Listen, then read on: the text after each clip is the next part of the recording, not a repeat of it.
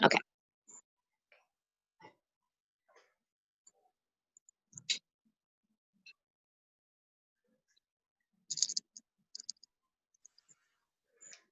So Asmina and I actually have volunteered together. She's one of the organizers of the Personal Ink Mastectomy Tattoo Day here in New York, and Awesome. she's been doing it for a few years, and I volunteered with her last year, and that was really cool. So I don't know, maybe I can connect you guys about that, and oh, that's so great. get involved. Yeah. For sure. Is that one day, Asmina? It is one day out of the year. It happens in several cities around the continent. But we also encourage people to, empower themselves as well. We give them resources of artists who have experience in scar coverage tattoos, and we want people to help. We want to help people help themselves. The other 304 days of the year as well. So we're here as a resource, but we take that one day and we really plan it and try and make it a really good experience for the people involved. That's awesome. Do you know Amy Black from the Pink Ink Fund? Amy Black, yeah. I think she was. I think there was some communication going on with us and her at the start. I'm trying to remember if she was an artist who had participated in that in like one of our earlier days back in 2013. Yeah, she's awesome. And I also Marnie. Now I'm blanking on her last name. She's wonderful too. She's in West Virginia. I should connect you with both of them. Oh, for sure. Yeah. I mean, the more artists we know about, the more we can help others. We have Friday Jones who takes part in this as well. Awesome. Yeah.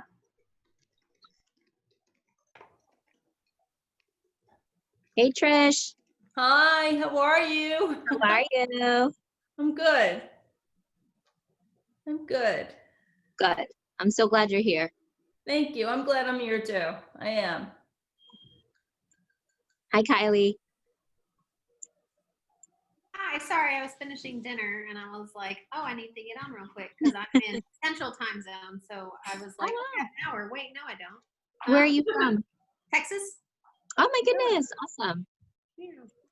I've obviously early stages of losing my hair. Me That's too. okay. Yeah. We shaved it a couple days ago and it's starting to actually like shed now. So. To shed. Mm-hmm. Well, welcome. Thank you. Who else is on here? Let's see. Hi, Ellie. Hey. Hi. It's actually Eli. Eli, I'm sorry. Oh, no, it looks like Ellie. Everybody calls me that, but I finished my treatment, so my hair is growing back. I have a really cool mullet. So I just wanted to come on, share experience, and oh, thank you. That's and awesome. Any advice or any questions that anybody has that's just starting the journey. So that's why I decided to pop on, even though I have a little bit of a hairdo again. Oh, it's exciting for me to see hair after your treatment. I can't wait for that. It's beautiful. It happens. It does. I have some secrets and some things that I've done to make it grow a little faster. So Okay. I can put them in the chat room. Awesome. Nice. Yeah, feel free to share with us, and I'll definitely send it out to our community on Instagram too. We're talking about National Hair Loss Awareness Month all August and going on just in general. So would love to share your tips with the community too. Oh, hey, Christina. How are you, sweetie? It's good to see you. I'm good. Good to see you. How are you? I'm hanging in, girl. Good. Hi, Marianne. Hi, how are you?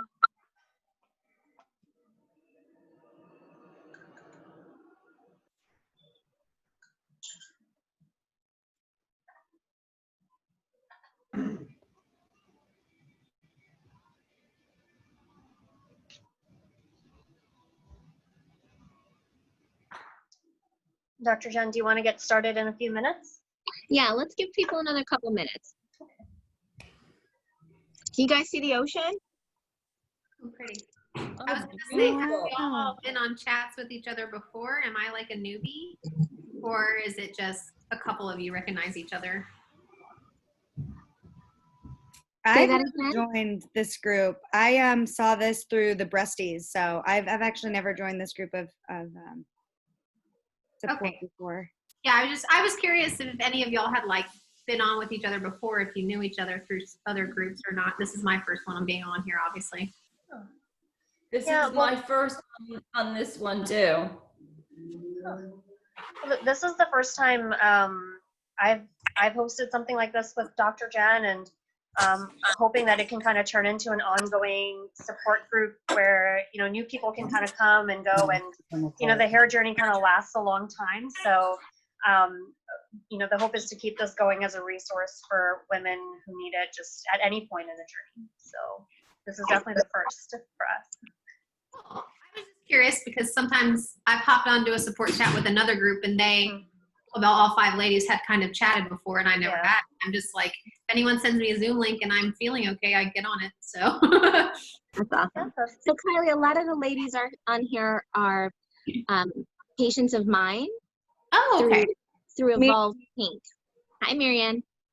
There's a couple of them on here. So you can find us on Facebook or Instagram, and we're doing a couple of fun series. Yeah, I just started following the Instagram when I found out about this. I think it was StyleEsteem that I found out about this. Cool. Yeah. Okay. Bye. Have a good time. Thanks. All right. I'll see you soon. Thank Thank you again for letting me stay here. Okay, you're All right. fine. Okay.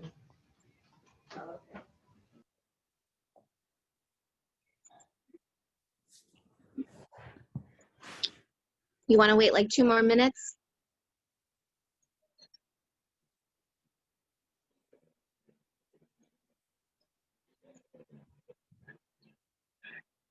Dr. Jen, what beach are you at? I'm in Long Branch. Oh, okay. I'm south of you in Lavalette. You're in Lavalette, right? Yeah. Yeah. I'm looking at the bay outside my window right now. Oh, pretty. Pretty. That's healing. It's very healing. Yes. All right. You want to get started, Sonya? Yeah, sure. Welcome everybody. This is our first hair loss support session that we wanted to put together for you guys because it's something that is such an important part of the diagnosis that all of us, many of us have gone through. And for me personally, it all started back in 2018 when I was diagnosed with an early stage breast cancer at age 29.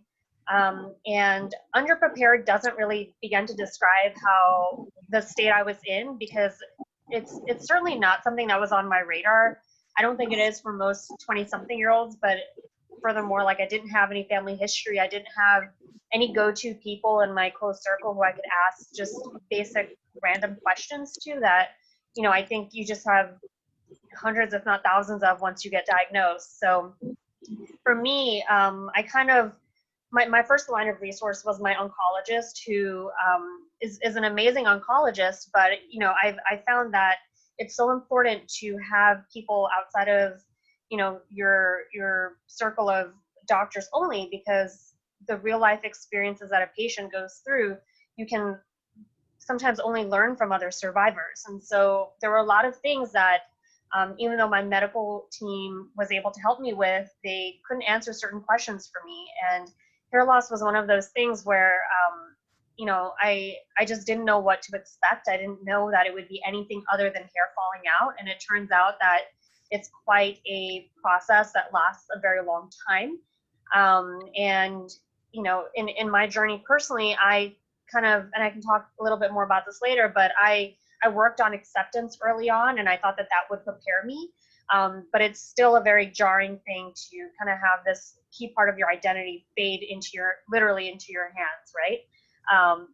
So that's kind of the purpose of this, is just to kind of be a little bit cathartic for you guys, but then also to talk about different techniques that you can have for yourself, just so you can have a kind of positive mindset as you go through this, and the right coping tools. So, you know, you can kind of thrive a little bit better through this whole process, and maybe even be empowered by how you deal with your hair loss. So welcome, everyone.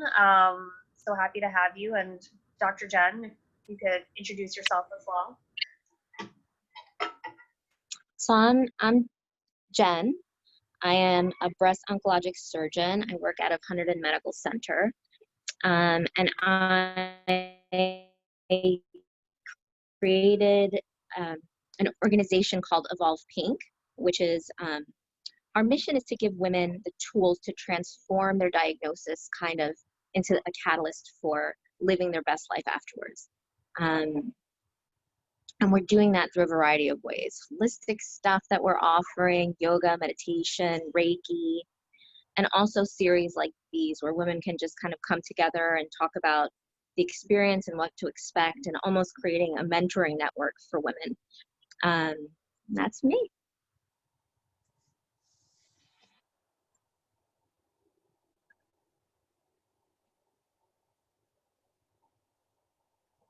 So I guess this is kind of meant to be an open discussion. We're having 3 parts to this series. So the way I've kind of talked about this hair loss itself to myself, and now kind of as my experience to you guys, it's that it's a journey, right? So it's kind of 3 steps the way I've experienced it, which is preparing for hair loss before treatment, dealing with it after treatment, and then kind of getting to a place when treatment is done of like finding your new self and learning how you're gonna sort of support your hair and your health after treatment is done. And so, you know, there's a number of points that I guess we can cover, but you know, I want to know, like, are there any questions that you guys have specifically that you are wanting to go over, or would you want me to just kind of give you some information and then you can ask questions? It's open, the floor is open. I think the information first, and then, because I know I have a lot of questions, and I think you may cover those in your information. Sure, absolutely. I kind of agree with that, because I don't know that I have questions yet, but I'm obviously starting to lose mine. So you might cover some things, or someone else might ask something that. Okay, sure. All right, so I guess I can. Go ahead. Yeah, let's just kind of start going through the questions. If anything pops up, this is open forum, super casual. Just pop in and ask the questions. Okay. So I guess the first thing that I think a lot of people ask is, does chemo make all of your hair fall out, right? And I can kind of give my experience, but I think Dr. Jen will kind of talk a little bit more about maybe the treatment side of it from her experience. You know, it's going to be a little bit more broad on her end. So not necessarily, right? The thing about treatment is that, you know, especially with when you get diagnosed, you kind of learn that it's not just cancer, and in that same way, it's not just like one kind of treatment. And even taking it a step further, everybody's body is unique and reacts very differently to any given treatment. And so the sort of the easy and the hard answer is, does chemo cause all hair to fall out? It's not necessarily that way. It kind of is going to depend on the combination of drugs that you're given, and there's also, I think, the dynamic between long-term and short-term treatment. I guess speaking from personal experience with the sort of the core chemo that you're given, which is, for me at least, it was the first 6 rounds that I did, that caused my hair to fall out, versus long-term treatment had sort of other impacts on my hair, but it wasn't hair loss. It was more so hair thinning and kind of slowing down the regrowth as far as I was on that active treatment. So I think when you're trying to understand this, you might want to break down your treatment protocol and research the experience that people have had with specific drugs, kind of in the order that you're going to have those drugs administered to you.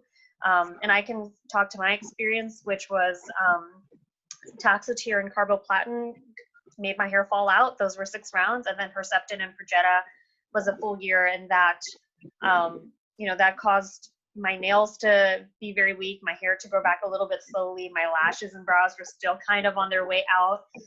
And then once that was done, it just, you could see the difference in how my body was finding strength again. So I think, finding sort of a number of experiences that other people have had in your similar circle of, your cancer type, and then the medicine you're being given, I think that would be a helpful place to start. And then also just keep in mind that, when you're starting treatment, I think all of us, like for me personally, like I said, I didn't know that much about cancer and like what happens when you're diagnosed and what sort of that long-term journey is like. But one thing I knew in my mind was that, okay, cancer patients are usually bald. They usually have no hair. And so I was just expecting from the beginning that I'm going to have no hair. And while my hair kind of fell out in kind of the order that it was expected, there are definitely other women who I've spoken to who have had other experiences where, they started off with a treatment that usually knocks your hair out, but then they reacted badly to that treatment. They had an allergic reaction or something, their side effects were too severe. And so their doctor took them off of those drugs and put them on something else. And in that meantime, they had like shaved their head, and they perhaps might not have needed to, because the new drugs that they're on, did not cause hair loss, or maybe only cause hair thinning. So just kind of keep in mind that it's a little bit of a dynamic situation, and it's more so just kind of taking it one day at a time. That is something that made a huge difference to me. I tried to not predict too many things that I didn't know how they were going to go. I took it one day at a time, and that's how I kind of got through that beginning part where you're not really sure how it's going to play out. Can I add a little funny anecdote? Because you just Sure. mentioned the day after I shaved my head, or I shaved my head Monday, but because we had already started, I'm on AC, which will make you lose hair. But we were waiting to find out if the spot they had seen on my liver was cancer. And I shaved my head, and then I thought, well, if I am, finding it's cancer, I'm going to be changing treatment. And what if I didn't need to shave my head? Thankfully, it wasn't, and I will lose my hair. But that made me think about, I did have that thought of maybe I should have waited. But I had already been given a dose, so I knew I would probably lose it even if we changed the treatment plan. But, I chuckled a little bit when you said that. I know it's not funny, but in my life, it's kind of funny to me now. You have to laugh about it. So I think that's good to, sometimes I make jokes and other people are like, what? And I'm like, oh, just have to do it. Yeah. Yeah, I should have said dark humor is 100% permitted in this group, so feel free. Yeah. Dr. Jen, were you about to say something? So I think you touched on it. It's that a lot of women, before they're faced with this, don't really realize that there's a lot of different kinds of breast cancer, and that different breast cancers have different treatments. So I often am asked when I have somebody in the office and they have a biopsy, what's the worst case scenario?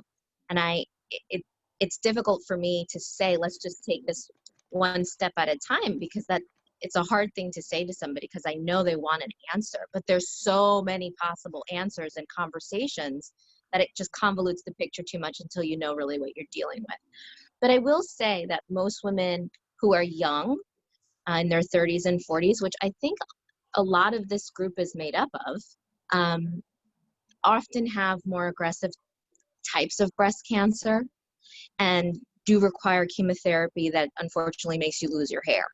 So I love the piece about taking it one day at a time, because you don't really know how your body's going to react. But most people who need ACT certainly will lose their hair. Kylie. And I think it's very brave when women shave their head, honestly. I was having like emotional, I had hair I had been growing my hair for like 2 years before my diagnosis. Like I had cut it short a couple of years ago and I was growing it out. And I mean, we're talking like mid back. And I was thinking, wow, because I haven't had a haircut due to quarantine, it's gotten really long. And then I got my diagnosis. And then we were really up in the air for a while of whether I would need chemo or not because I'm early stages.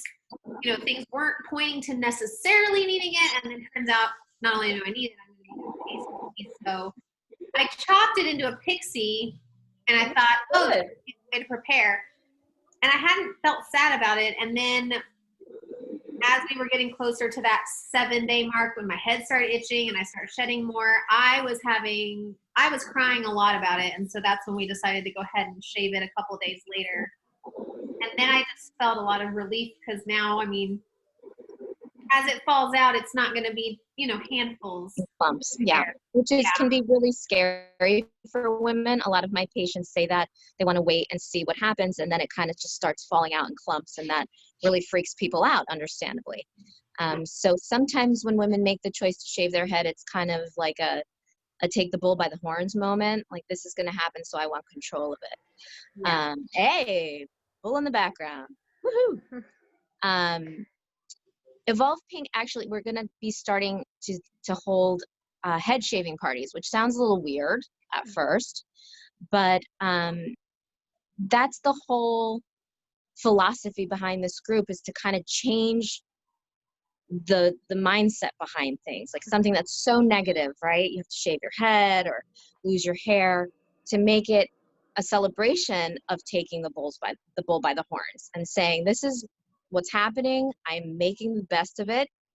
Everything happens for a reason, even if you can't see it at the time. So kind of bringing a group together of your closest friends and family and having kind of it's not a celebration, but you know what I'm saying? That it doesn't have to be this dismal thing that you do all by yourself in a bathroom. And that's not for everybody, but it's for some people. You know what I mean? We debated trying to do like just my like parents and sister and my best friend social distance, like in our street in the driveway. Yeah. But then we ended up just doing it, my husband and I, in the bathroom with Disney music playing.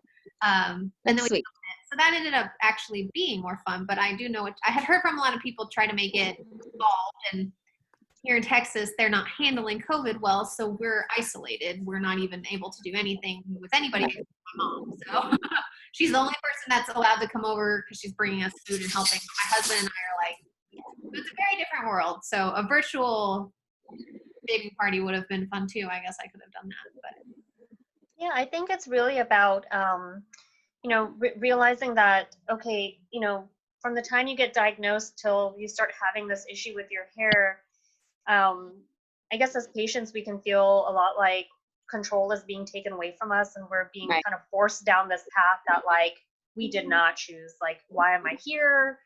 Why is this happening to me?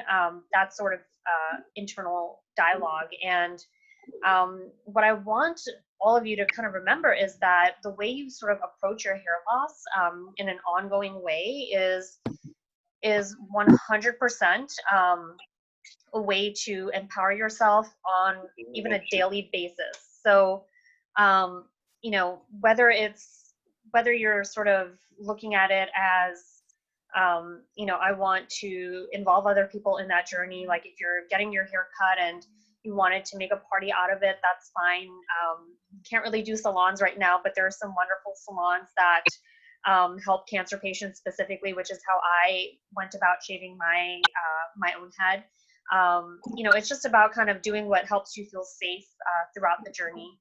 And also pampering yourself, right? Like, it's not just that, okay, so you've lost your hair, so, okay, well, you know, throwing our hands up and saying, well, I can't dress up with my hair anymore. I can't do nice things with my hair or go to the salon. That's actually not true.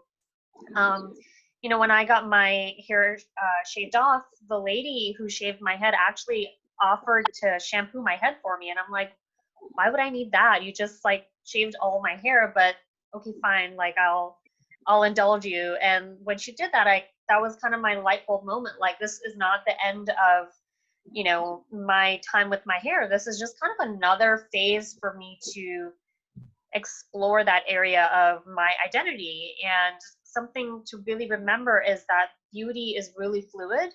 I think if you were to, you know, talk to a friend about this, this is probably what you'd say to them is like, this is not what necessarily defines you, in a way that I think a lot of us go through life being defined physically by our hair. And when we look in the mirror, it's kind of what we see. But, you know, those are choices. Those are choices that we're allowed to kind of shift and like change the lens on, and to give ourselves this opportunity to see our beauty in like a new kind of light.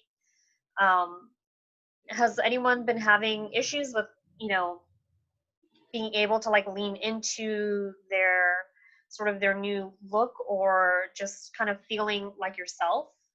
Does anyone have any issues with that or anything to share?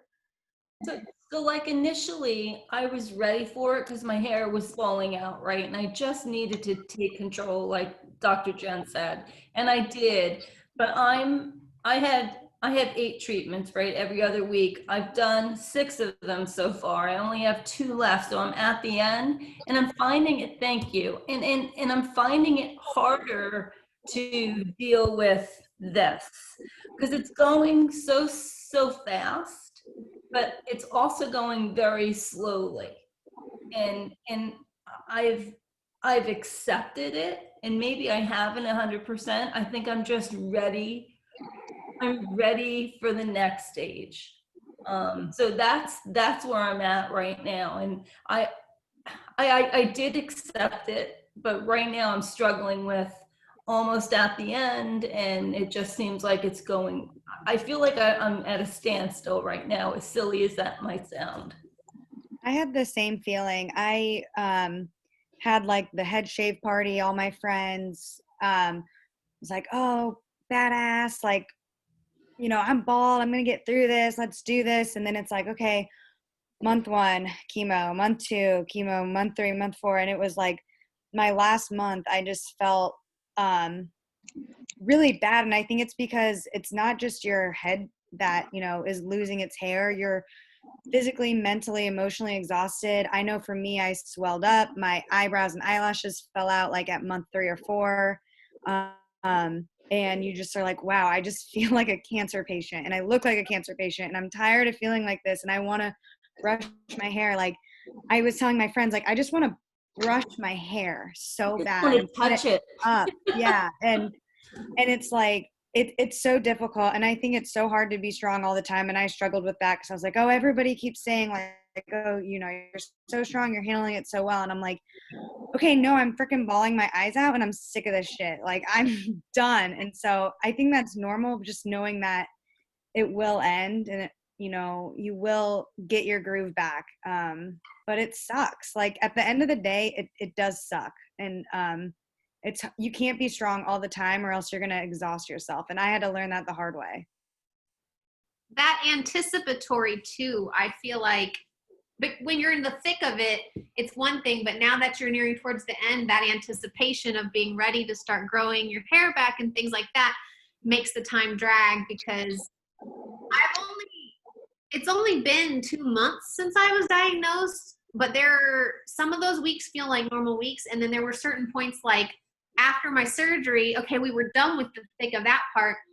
The anticipation for the next step made that drag so much longer. You know what I mean? And I feel like that's what that sounds like to me, Trish, is that maybe you're feeling, or what I would, if it were me personally, that anticipatory anxiety of you're so ready to be done, but you're not quite done, but you're so close. You know what I mean? Maybe is adding to that. But I mean, I understand. I've only just done this, and I haven't looked like myself in a while because I cut it short first, and then I got used to that. And now it's this. I don't feel like I look like myself. I look in the mirror and I'm like, whoa. But well, and you all know it takes just so much energy, and for me it takes so much energy, and I've done it to get to every single treatment and through every treatment, and I've been very blessed that I've been able to manage through those treatments with really very little side effects, tired, achiness. But I feel like the well of energy is running dry. So I have 2 more left. And it's taking everything that I have to get to those last 2 appointments. And they're longer, right? So they're longer. I'm doing the ice and everything, and I'm not complaining or anything. But it just seems like it seems like time is standing still. And I'm actually, and this may sound crazy, but Dr. Jen, this is actually weird for me. I'm actually excited for the surgery part. You know? That's not Never weird. thought I'd feel that way. Because it's a step closer to having this behind you. Yeah. So that's totally normal. Lots of people count down to their cert, right, Marianne? Oh my God, yes. End of the month. Yay! Finished my last chemo 3 weeks ago, so. Awesome. Congrats. I did mine all backwards. I had surgery first. So That's okay. It's not backwards. Everybody's different. Oh yeah, I feel like I've heard a handful of people that way. A lot of people, it seems, have done it the other way, but I guess it just depends. I mean, I'm glad the surgery's over with. Yeah. My oncologist, when I met him, this is not hair related, sorry, but he the first thing he said is, well, you're in the best place you can be because your cancer is sitting on someone's desk. And so I was like, I already like this guy. So that made me feel good. But, you know. Well, sometimes the order of things depends on the type.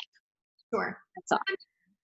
So there's a couple of people on here who haven't started yet. I know we're all kind of in different places, but some people haven't started at all.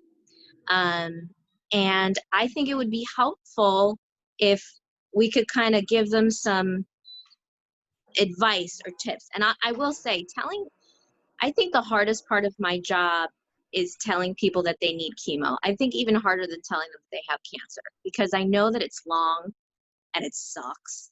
And there are these side effects, and you lose your hair, and it makes women feel not good. And it's my least favorite part.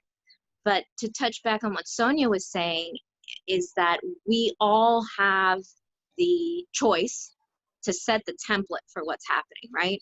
So if we approach, I can't say we, if it's approached with positivity, you know what I'm saying? Not every day is good, obviously, but if it's not approached in a way that's like dismal from day one before you even start, because I have patients who do that, and I have patients who don't.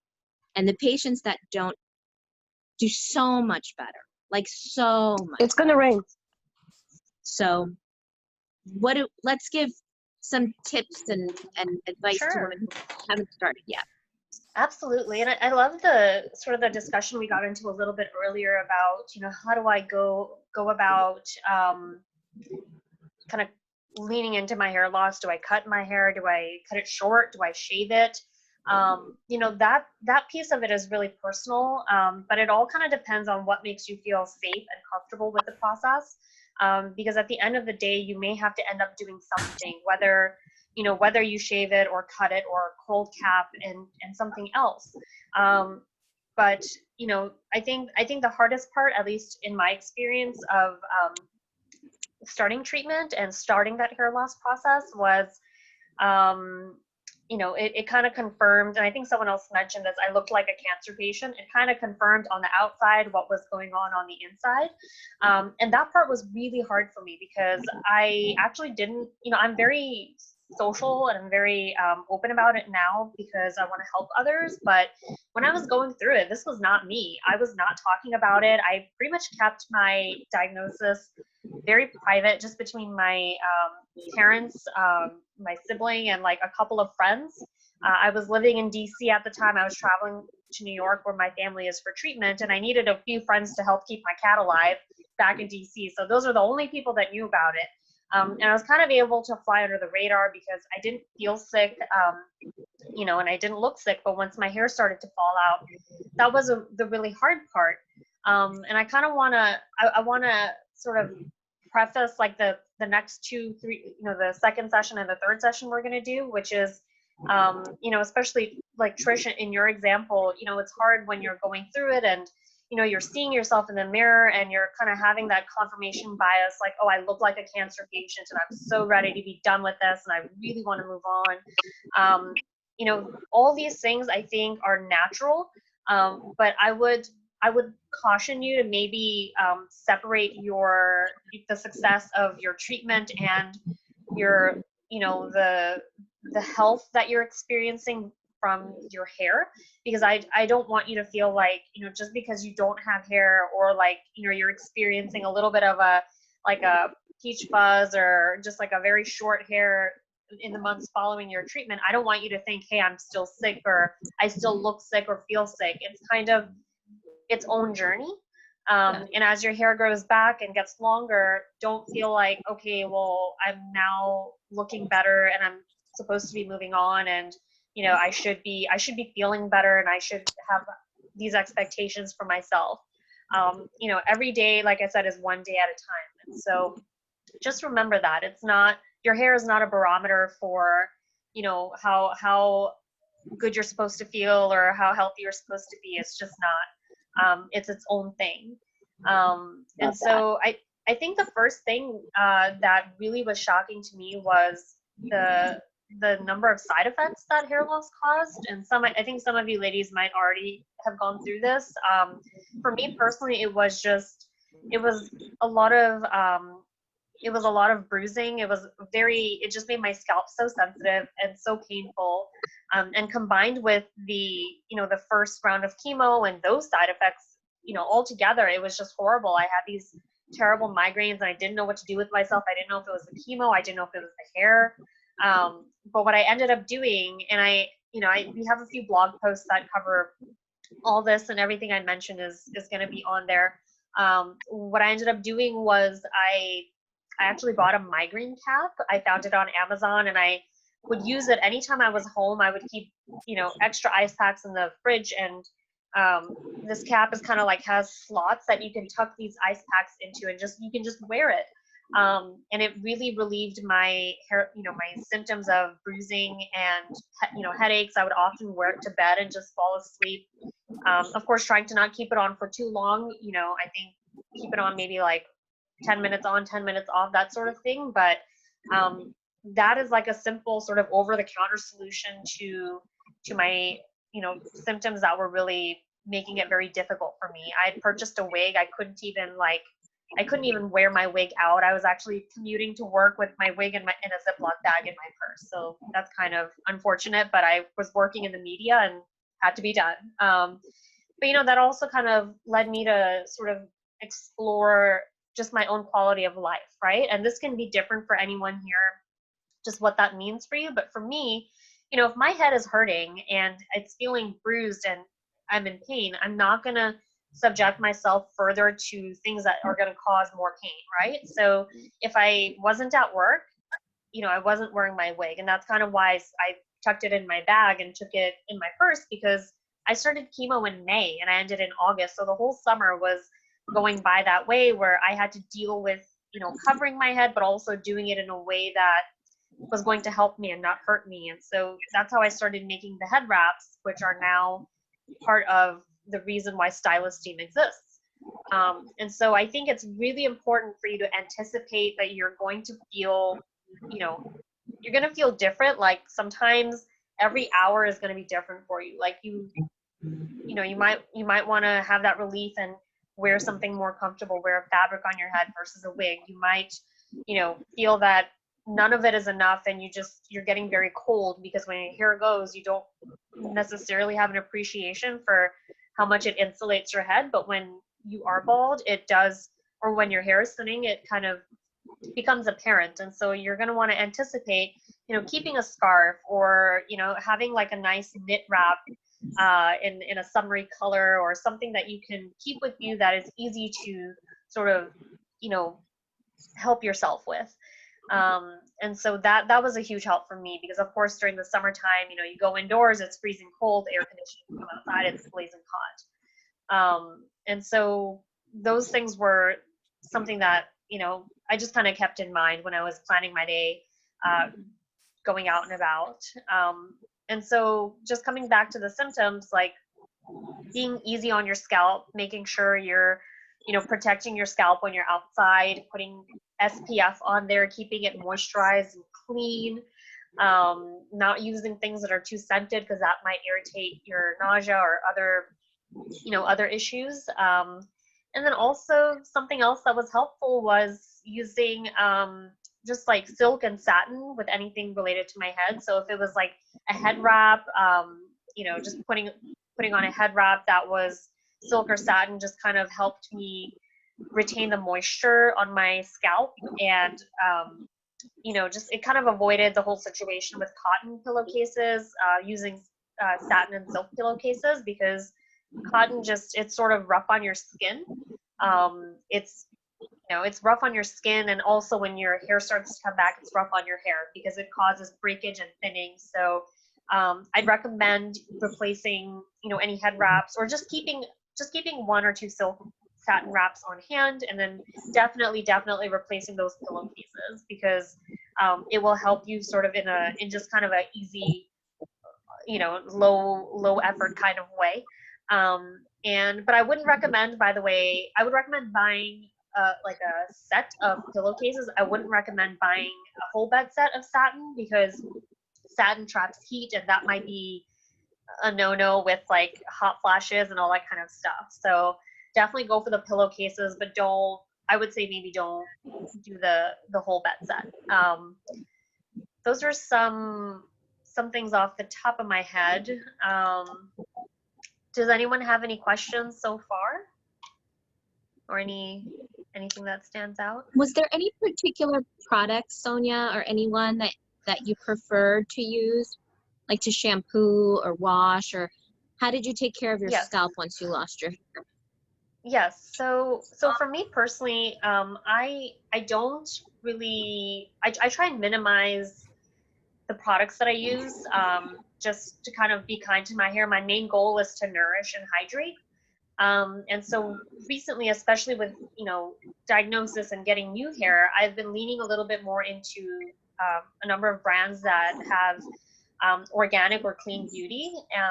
So Inner Sense is one where they have a few different lines of shampoos, and it's something that I just keep on hand for when I need to shampoo my head. When you're going through hair loss, you kind of want to minimize. You maybe like once every few days you can do it. I would definitely recommend not shampooing every day, but certainly keeping like a warm washcloth and using that to rub your head gently in the morning. It's something that's like a very small thing, but it'll help you kind of feel like your hair is still part of that routine, right?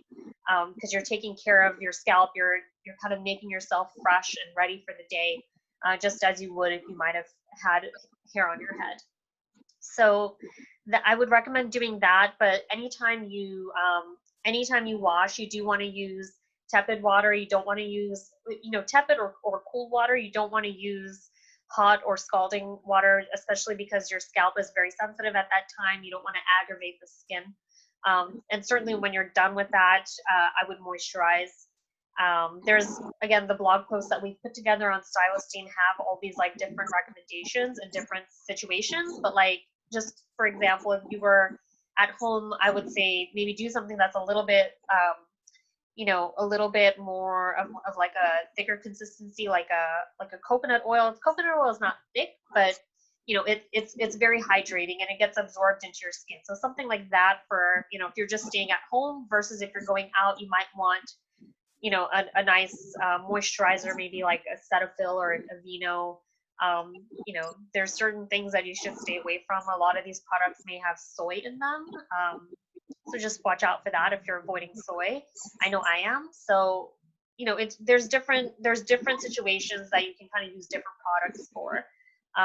But yeah, certainly like not having hair does not mean that you are not having that routine. If it's part of what you normally would have, you can keep it up. Just understand it's, treat it with a little bit more care and be a little bit more gentle with yourself.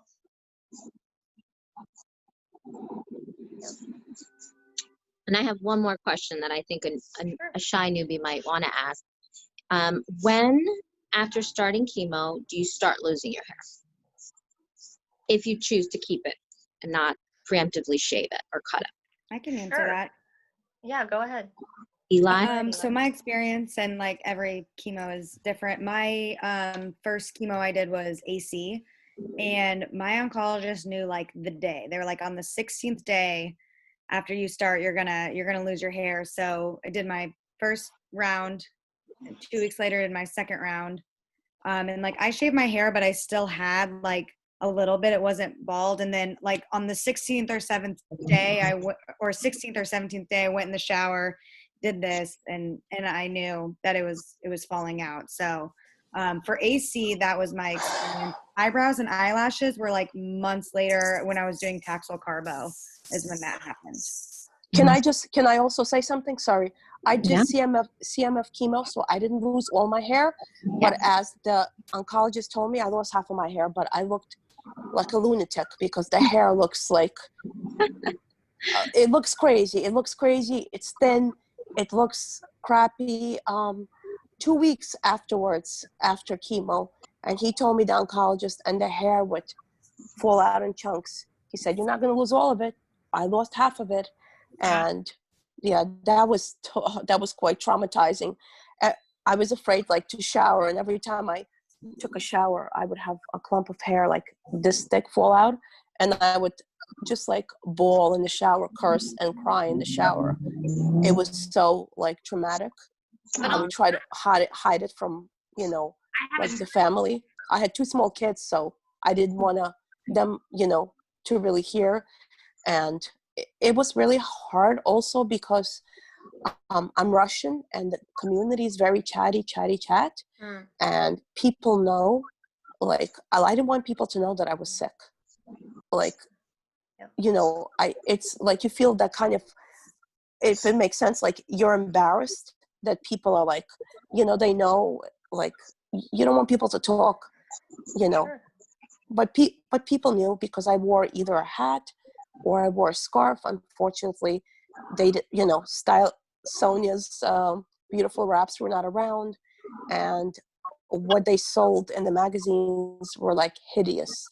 I mean, so I was not going to do that. So I wore like a fedora most of the time, or I wore a scarf. Yeah, my rule was if I wasn't going to wear it before my rule was if I wasn't going to wear it before cancer, I'm certainly not going to wear it after cancer. So that's. And I agree with you 100%. That's my opinion because on exactly, because I wear mine, and I have really, really long hair now, like past my boobs. My hair is really, I'm 7 years out, girls. So don't think it happened overnight. Yeah. So it took quite a while and a lot of patience, and but the wraps are beautiful and they're really practical, and wishing Sonya was around when I was sick. Can I ask a question? I asked in the chat, but I wanted to hear if anybody else had options. Eli answered me, which I love. I'm going to go friend her on Instagram if she doesn't mind. What do you use? I have a great company I like to use. They're very clean already, and they're good for sensitive skin, which I already have, and I'm sure we'll get more sensitive. But once my hair is gone, I was talking with, I have a friend that I've made through a community group that's a week ahead of me on the same treatment plan. So she's like 1 week, and then and we were talking about this kind of funny the other day, but when there's no more hair, do I still use shampoo, or should I switch to like face wash? Eli mentioned she used baby shampoo. I like the idea, but I just wasn't sure. And obviously adding moisturizer, which is good to know because I probably would have a pretty good skincare routine. So I think we have to do that. But curious what you did, because I still have the fuzz, but I was told 7 to 14 days. My hair's been itching since my first chemo. So I imagine 14 days is tomorrow. So I imagine here in the next week, I will actually be losing the large amounts. Yeah, I think the baby shampoo is it's a really good thing you can try out, just because thinking of it from the perspective of why it was created. It was made for very soft, delicate skin, very sensitive skin for babies, and right now you're in that boat where you need that extra gentle touch on your scalp. So I would definitely say you can try it out, and maybe sort of, even if if anyone has like sensitivity issues with products, you can try it on a small patch of your skin and see how that works for you before you go ahead and sort of cover your head in it. But something that, again, going back to a little bit of like the natural remedies, I really, I'm Indian, so like coconut oil is something I've been using my entire life. It's just something, since you're a child, your mom like heats it up, warms it up a little, and rubs it into your scalp, and over a lifetime that helps your hair grow nice and healthy. But it has other benefits too for your skin. It's an anti-inflammatory item, and so something that I actually do this on my face, but you can use this on your scalp. What I like to do to sort of minimize the harshness of any kind of soap is kind of put a little tiny layer of coconut oil on my skin, massage it in before I go in the shower, just to kind of get myself in that relaxed state for the for a shower. And then I just use soap on top of that, so it's cleaning. By the way, coconut oil is also it's a cleansing item as well, even though it's an oil. I know that's kind of strange, but I use it as a makeup remover, just FYI. So if you kind of put that on first and then put soap on top of that, it definitely keeps you'll notice the difference that your skin is moisturized even though you cleaned it. And then hopefully that'll help a little bit with the itching, just because it's anti-inflammatory, and then it's also moisturizing. So I would say maybe a combination of that with the baby shampoo would be something to try out, and see how that works for you. Awesome. Thank you. I just wasn't sure because I'm like, if there's no hair, do you still use shampoo? Sonia, I wanted to touch really quickly on whether or not anybody tried cold cap or considered it. Because all my patients ask about it. I did not. I was okay with losing my hair, and from what the oncologist said, there weren't many women that were able to keep it. That the cold cap, there wasn't as much benefit to it as there was putting your fingers and your toes in the ice for neuropathy. So I just didn't. And the thought of sitting there with that on my head for so long, you had to get there early and stay later. Yeah. That's the reason I didn't. Oh, I just want to say, I was never offered cold capping. I don't think it was around back then. 7 years ago? No. I had only heard of it. I mean, I haven't known that many people, but I've known people over a couple of years, a handful of people. I've tried it. Some of them have never heard of it, so I think it is more recent, or at least more recent, commonly. Yeah, so when it comes to cold cap, and some patients do use it and like it, it's just to have realistic expectations that it really only works in about 50 to 65% of women. And it's not like you're keeping your full head of hair. It does still thin, almost like CMF. But for some women, that's really important to keep some hair. They almost can just keep it in like a short ponytail and wear a hat. So they try to hide it from their kids and stuff like that. But it's an option. It all kind of depends. Go ahead, Kylie. I follow someone on Instagram, again, through the Breasties. I found her, so that's one of the other organizations. And she's almost done with the Taxil, and she's been cold capping, and she's kept her hair long. I don't know how much of it is. We don't know each other well, but like in her pictures, it still looks like a decent amount of her hair. It's Quarantini and Chemo is her name. So if y'all wanted to like look into if someone was interested in cold capping, she probably. I know, it was cute. I also found her. She's also in a Facebook group I'm in for young women, but she seemed to have good success. I felt like how Trish was saying, I didn't feel like I wanted to deal with all that on top of, and the stress of that, right, on top of all the other stresses as well. It's a lot. Yeah. And for it to, if I stressed about it and then it still didn't do much, because I know some people don't have much success with it at all, I've heard. So I just decided to not deal with that. It depends on the chemotype, I hear, by the way. With some chemotypes, the cold capping doesn't work. So. With AC, they were like, don't waste your money. But I have had some people use it with AC, and they do keep some of their hair. But it's a commitment, and it's, I think, expensive, and you know. Yeah, I mean, Any other I like that. I like that you mentioned just you know, some women who want to sort of be a little bit more discreet for their family's sake or their kids. You know, I think that's really a great point. It's kind of all about what your priority is. Like, if this is something that is just, it's going to help you get through the day, to have your hair, whether it's, you know, for someone in your household or for yourself, you know, you have to kind of, you have to do what's right for you. And the whole journey is taxing. The whole thing is like pushing yourself and you know, doing the coming early and staying late. That's like every day of life, whether you're in treatment or not, right? In any kind of sense, that's what it is. And so if something that helps you, I think, you know, it makes sense to look into it, and certainly talk to others who have gone through it as well. Yeah, I think someone else was saying something.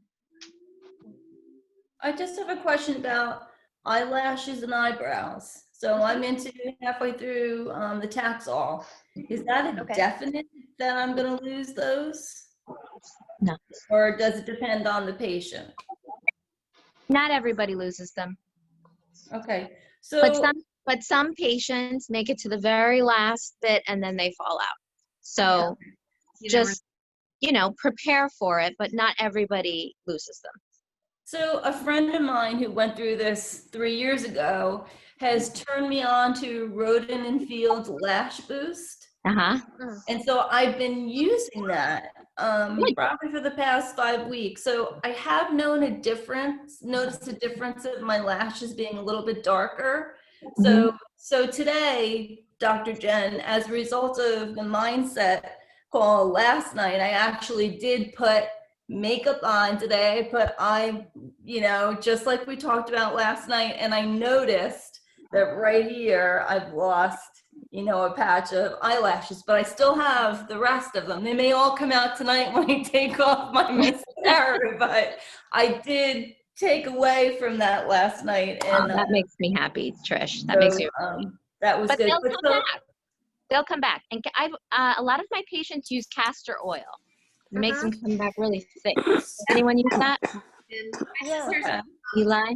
I love the castor oil. It helped the most. And something, Trish, if that does happen to you, my eyelashes and eyebrows come back first and actually really quickly. Like, and so they'll be gone and it'll suck, but those actually came back, and I literally lathered castor oil on my eye, here, all over my head. I love castor oil. I'm like, I had a jug like this big. On your head too?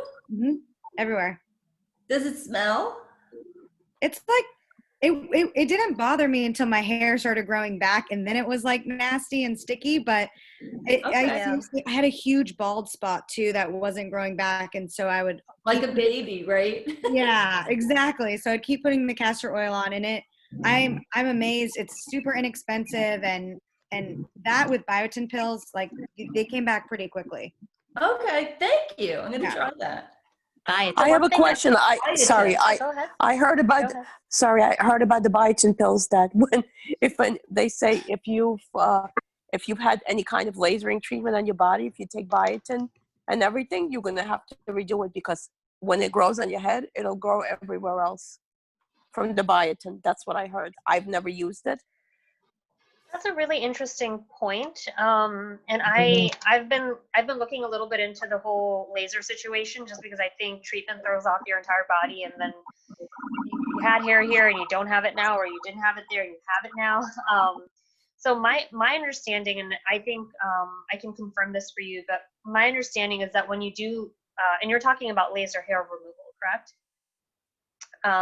So yes. When you get laser hair removal, my understanding is that it's focusing specifically on closing off those hair follicles, and kind of killing them off in a cosmetic way. So I don't know if you had kind of a surge in hair growth. It's, you know, I don't think it would retroactively cause hair to grow back in places where your follicles are no longer. But that is something again, I'd just be cautious about, because these I think each person reacts differently to it. So I'm going through that right now. I guess I can let you know how it works out for me, because I am taking biotin and I am doing laser. But I would just Wait, you're remember doing that. hold on, you're doing laser? Yeah, laser hair removal. Yeah. Oh, we have to speak, and you have to let me know how that goes, because I will. I'm tired of waxing. I'm tired of waxing my lip. It's the way, worst. and my Yeah. chin. That's a question I have really quickly, Yeah. because at the beginning, Sonya phrased it as lose all your hair, but do you lose body hair too? Yeah. Yes, Like, yes, you do. okay, Except, by the way, do it, 'cause but don't- I didn't. I have to tell you, I complained to my oncologist. I said, I'm the only cancer patient, I said, that has to wax my lip. He looked at me like I had 10 heads, and I didn't lose my pubic hairs. So Sonia, I have a good friend who does all kinds of hair laser treatments and stuff. I can ask her what her thoughts are on biotin, and I'll report back at our second series. Is she in the please do. She's on Instagram. Her name is Dr. Kaga, Kaga. Oh, she was on one of the calls before. Yeah, One of the- she was on one of the calls. She does all things beauty in her practice. We went to medical school. Where is she located? She is in Marlboro, New Jersey. Oof. That's Mhm. quite a distance from Rockaway Beach in Queens. Well, her sister's actually out, I think, in Brooklyn, and she does the same stuff. So I'll get you their contacts. Good. They're both fantastic. So I can ask her about the biotin. Okay, thank you. And about the laser, maybe? Recommendations? And then I'll have to chat with Sonia about that. Dr. Jen, can I ask you a question? Yeah. Do you have any references? I know everybody's doing telehealth since I'm not local or anything, but do you have any references for good like counselors that deal with women with cancer specifically? My counselor left the practice right when I got diagnosed anyway, but nobody, like my oncologist, nobody has a referral locally, but I didn't know if with telehealth someone non-local would maybe take me on. So I have a couple of therapists. They're not specifically for women with cancer, but who have experience with women with cancer who are fantastic. So yeah. So just write me and I'll send you their contacts. I'm interested too in that. That would be great. Great. So just write me. I'll send that out.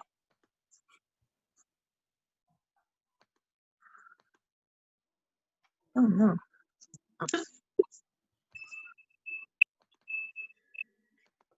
Are there, I guess we're at time for today, but are there any other questions that you guys have about hair loss, I guess before treatment or leading up to treatment? I don't. Okay. How long does it take to start growing back after your last session? It's about 4 to 6 weeks after your last chemo treatment-ish, usually. Ugh. I keep looking every day, Dr. Jen. It'll happen. I feel like you have some growth when I see your picture. So like, this didn't all fall out, and I didn't shave it. Like I didn't shave it down, but you know, there's a lot not there. So I'm like waiting impatiently for it to grow back. It'll grow. I know. It'll grow. I have a question. I'm ready to be all complete. No. Go ahead, Christina. For those of you who shaved your head, did you like struggle with your hair kind of just staying in your head?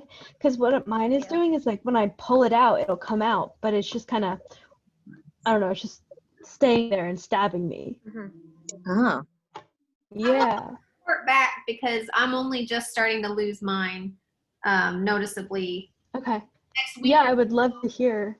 Are you on Instagram, Christina? Yes. I am. Okay, put it in the chat and then I'll make sure to report back. Okay, thank you. But I'm curious about that too because I know shorter hair they said might hang on a little bit. Yeah, I guess from my own experience, my hair did.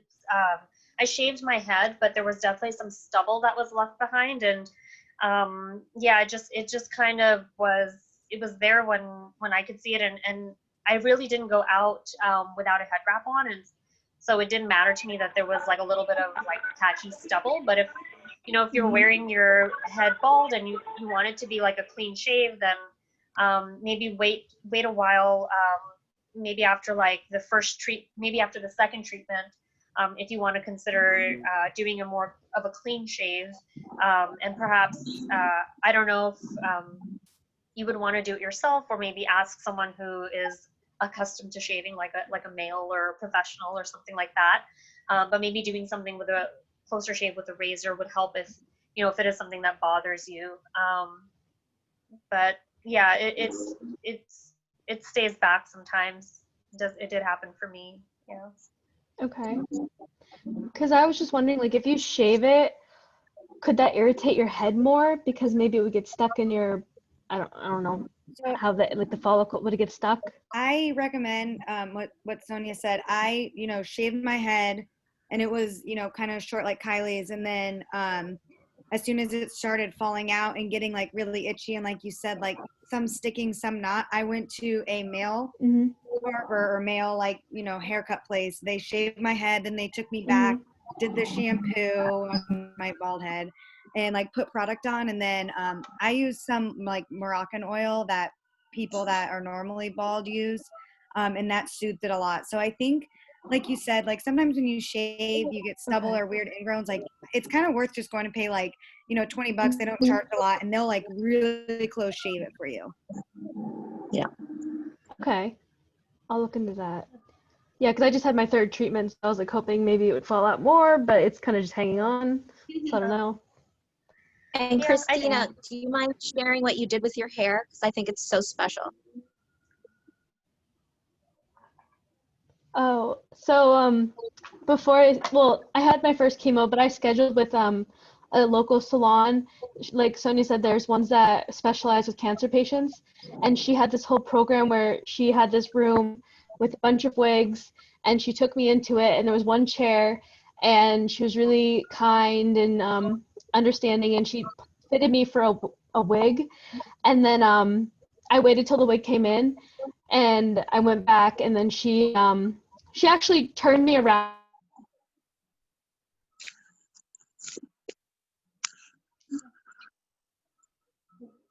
Christina, are you there? I'll say I think it froze. Oh no.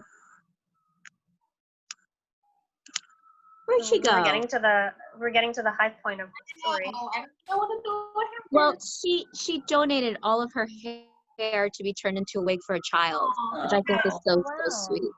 I have mine, incredible. and I find where to send it. I literally have a bag of locks of my hair. She will tell you where to send it. Okay. But Because by she the really way, researched it. by the way, I want to tell you something. It's funny, and this is I didn't realize it 7 years later, and this is like really triggering me. It's kind of what she said about donating her hair after my first chemo treatment. I was really sick, and I went to the salon. I scheduled an appointment, and my hair was long, and I cut my hair short, and I was crying because I was crying not because I was cutting my hair, but because I was so queasy from the chemo. And I actually donated my hair, and I sent it out also for kids with cancer. I said to myself, you know what? I said, fuck it. If I can't have it, let somebody else, use it in good health and put it to good use. I think it's really it was really an empowering thing to do. And it was just, I've donated my hair before, but this was like something really different. And it was really quite emotional, and that's always something nice to do. So that's so sweet. Christina just texted me. She's got spotty Wi-Fi. She'll tell us next time. By the way, I also wanted to say, I don't know if they still do it, but it's not recommended you send your stuff to Locks of Love, because I think they charge cancer patients for wigs, which I think is not really cool. I heard Pantene is supposed to be like really good, with donating hair, but when I heard that, I was pretty pissed off, because we have so many freaking bills and so much to deal with already going through cancer, and to charge somebody who's going through cancer for a damn wig is like a pretty, Sure. you know, And that's a pretty we'll find shitty out thing to do. a clickbait cliffhanger, so we have to come back, right? Yes. Oh, I Well, actually have a question on that. Go for it. No, so I like love the hair donation and I think it's awesome and I got to do that too. I had long blonde hair and I loved it. I was like, if I can't have it, somebody will have this 10 years of dyed hair. But I have wigs now and I have looked around the internet of the right place to donate like I will human take hair. them. I would love for them to go to cancer patients, which is why I Yes. haven't given them out I will because I take don't want them to get lost. Okay, yeah, I would love that.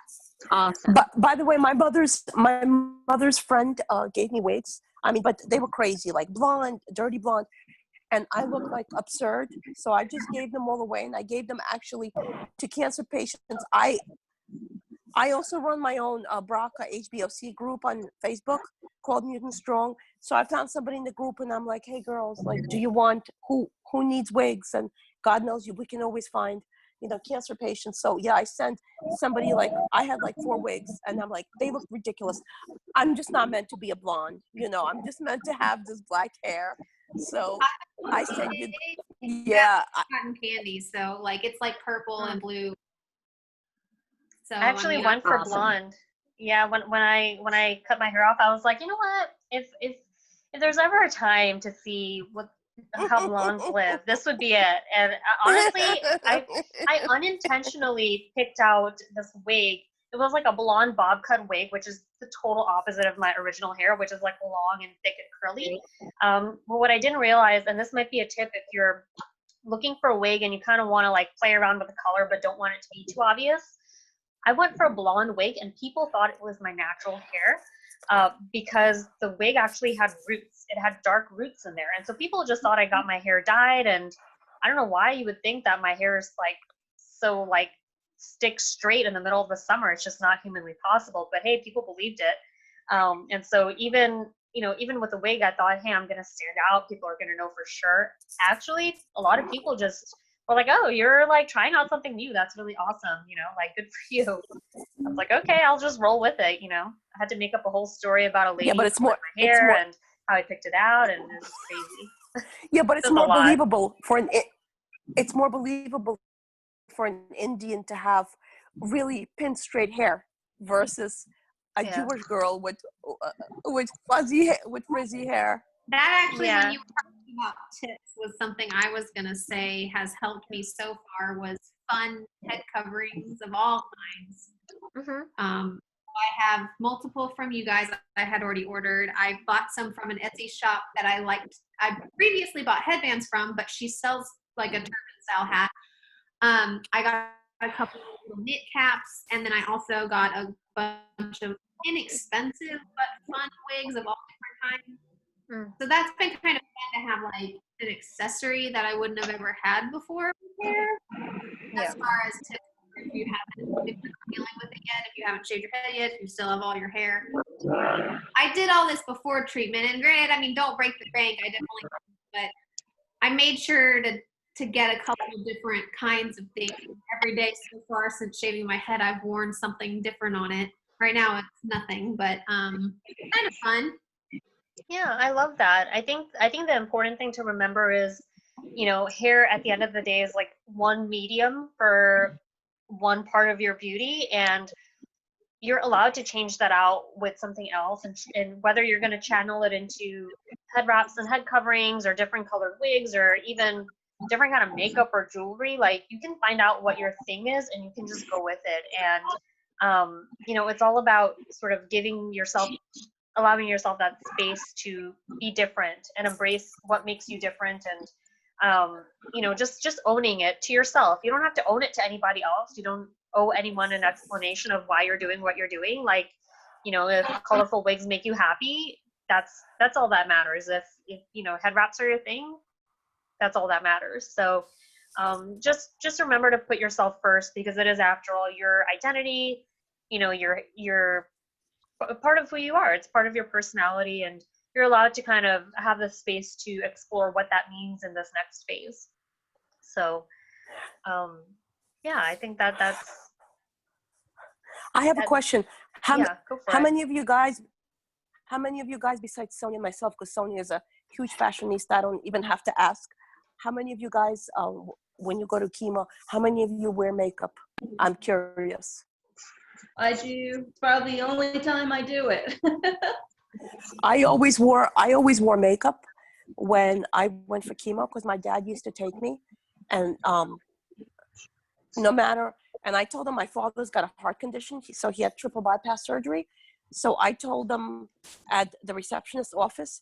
First of all, I was really pale from chemo, so I'd put makeup on and I'd be like, "Listen, everything's okay, even if it's not okay. Like my dad is, has a heart condition, so I would come in, and it would also I would come in and put makeup on, and also it kind of makes you feel good that you don't look sick, even though you're sick, you're not feeling well, but it's still, it's something between you and kind of how do I say it, like a little security blanket where the rest of the world doesn't see that you are sick. So it makes you feel good that you look good, and when you look good, it makes you feel better. Does that make sense? Yes. Yeah, absolutely. I love that, and I think that's just such a wonderful note to end on. Is yeah, looking good and feeling good are together. But I think this is a really interesting time to remember that, just because you're more in charge of how you're going to look good in order to feel good than ever before. I think before treatment, I kind of now realize like my hair was a little bit of a crutch. It was bigger than me, I think. I mean, literally it was bigger than me, but I think it was also such a big part of like my personality and all this. And it just, I kind of made it like my banner, right? Like big curly hair. I'm the only one in my family that has it. And so it's definitely my thing. But when, I think what's important to remember is in terms of the mindset that Dr. Jen was talking about, it's just, when you take a step back and you just keep your mind open to what you're doing and how amazing you are and how much power you have in this journey, a lot of interesting things can happen to your life. Like for me, it led to just so many things I couldn't have predicted, just entrepreneurship, moving back home to New York. Like everything is kind of rooted in how I approached my hair. And I know that's kind of like a broad statement, but it's true, and as we sign off on this first session, I want that to be something you walk away with, not just with hair loss, but then also just overall in your approach to dealing with this day by day. Just, it really matters. It really counts what your approach is and how you're going to set that up for yourself. So, any closing words, Dr. Jen? So I am just coattailing off of that. I have a Peloton bike. I don't know if any of you do. And there's this one instructor that always says, "You're more than a smaller pair of pants." And I remember the first time she said that, and I was like, "Oh, I am?" And we are more than everything out here. We're more than all of it. We're bigger than life. So I think that should be the closing mantra we leave, is that we are more than our hair. Absolutely. I love that. Thank you so much, everyone, for joining us. This was such a wonderful, cathartic experience, at least for me. I hope it was for you. We'll be doing this again, same time, same place next week. We'll be talking about just all the things that you should keep in mind with respect to hair loss during treatment. Just touching on everything from like nutrition to, accounting for those like lashes and brows that are sort of coming out, and how to make yourself, feel beautiful during that time, and how to really take care of your scalp and your hair and yourself. And so we'll be sitting down, Dr. Jen and I will be sitting down with Cancer Fashionista. Her real life name is Melissa, but I call her Cancer Fashionista. And she'll kind of share her experience and all the beauty tips that she has and the wellness tips that she has. So please come back next week. In the meantime, I've dropped the our contact information into the chat, as well as, I hope I'm sharing the right screen. There's too many tabs open here, but I put up a slide with our contact information. The blog that I was referring to is linked right there. So all the information that we'll be talking about, a lot of what these sessions will cover, you can kind of go back there and get all this information. I know we were talking a lot, so you know, if you didn't get a chance to write everything down or take notes, there's all that stuff is recapped there. So please follow us on social media and stay in touch, and you know, reach out to me or Dr. Jen if you have any, you know, concerns about hair or anything else. Really, we're here for you. So thanks everyone for coming, and we'll see you again next week, hopefully. All right. Thank you very much. This was wonderful. Thank you. Thank you. I'm glad Thank you for came. doing this. Thank you. Bye. Bye, everybody. Bye. Bye.